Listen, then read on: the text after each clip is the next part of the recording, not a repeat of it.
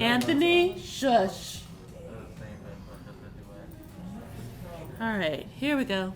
Creating an eye. We're going to be working with NURBS surfaces.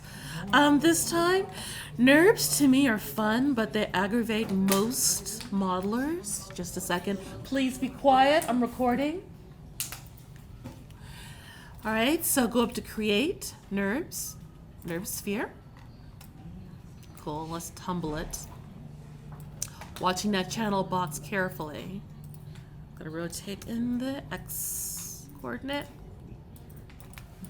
Scale it to around the size of your eye. You scale a bit more.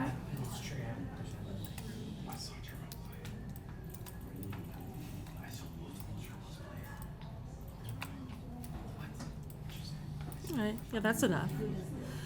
So I am going to call this eye demo because our outliner here is getting kind of busy. So I need to distinguish geometry now.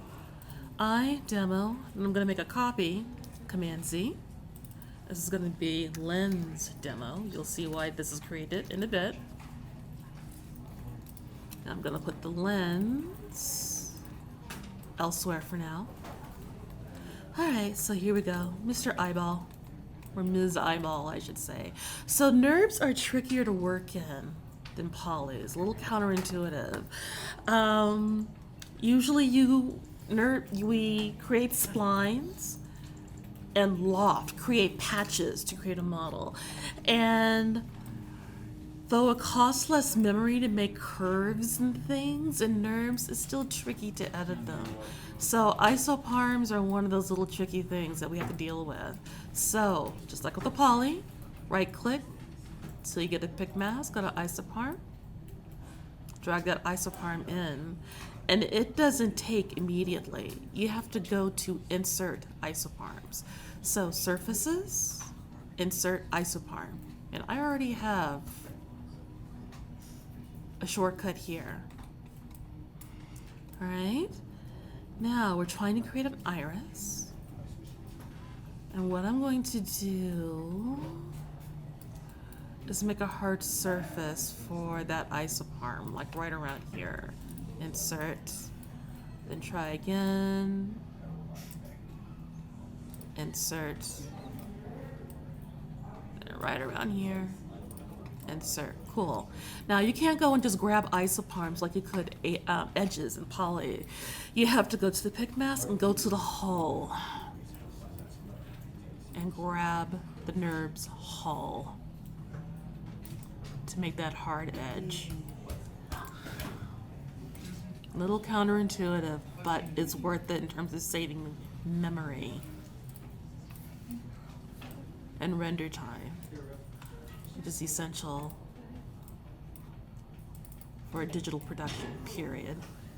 Okay, for this last little bit here, it's making this concave. You'll see why a little later. I am going to go to the pick mask again and go to control vertex. You can see these vertexes here. Grab these vertexes all at once, not individually, because individually it's kind of like that that problem with the double faces that we have in polys. We don't want to do that. Push this in. All right, goody.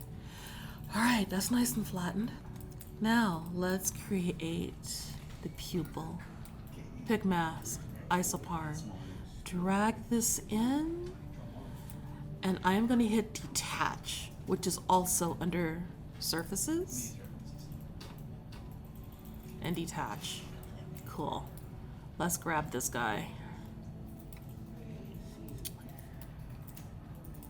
Two separate entities now. I am going to center pivot. Center pivot over here is under modify, center pivot. This is my shortcut for it right now. Move this in and then scale it up. Cool. And that's your pupil. If you look at an eye, like look it up online, it is kind of concave. And what we're going to do to distinguish here between eyeball and lens is go to the hypershade and do some fancy footwork with with color. All right, so Windows, rendering editors, Hypershade. I've already made some materials here, some shaders. Okay, so with the lens selected, I'm gonna go to lens color, apply that. And then I'm going to go to my outliner. This detached surface should be named, I'm going to name it now, pupil. Demo.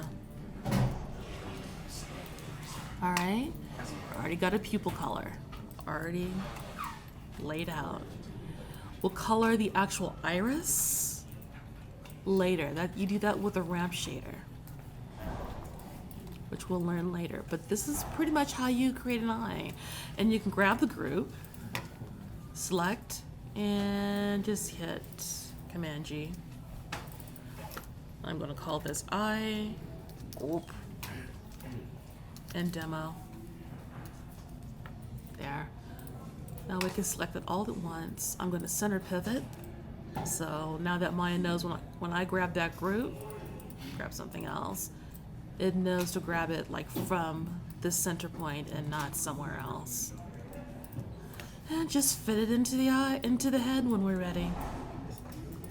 Now let's work on the eyelids and work on creating a likeness of this character. That's going to be challenging and fun.